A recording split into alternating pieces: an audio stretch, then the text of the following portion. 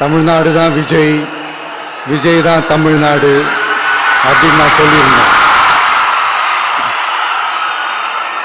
அது ஏன் அப்படி சொன்னேன் அப்படின்னா, தமிழ்நாட்டு மக்களுடைய ஒரே பிரதிநிதியா, உண்மையான ஒரு பிரதிநிதியா நாம மட்டும்தான் இருக்கிறோம் அப்படின்றதுக்காக தான் அப்படி நான் சொன்னேன். அப்புறம் அந்த தேர்தல் பற்றியும் நான் சொல்லியிருந்தேன்.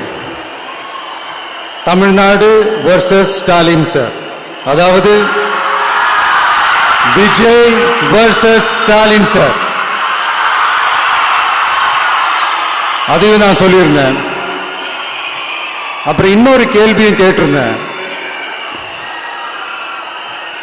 இது தமிழ்நாடு சட்டசபைக்கான ஒரு தேர்தல், இதை ஏன் தமிழ்நாட்டுக்கும் டெல்லிக்குமான ஒரு எலெக்ஷன் சொல்றீங்க அப்படின்னு நான் கேட்டிருந்தேன்.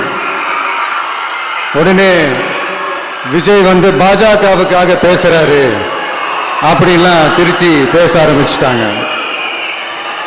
அப்புறம் ரெகுலரா ஒன்று பண்ணுவாங்கல்ல, நம்மளுடைய சிறுபான்மை சகோதரர்களை பயமுறுத்தி பயமுறுத்தி ஒரு ஏமாத்து வேலை ஒன்று செய்வாங்கல்ல, அது இனிமே அவங்களால தொடர்ந்து செய்ய முடியாதுன்னு அவங்களுக்கு தெரிஞ்சு போச்சு. அதனாலதான்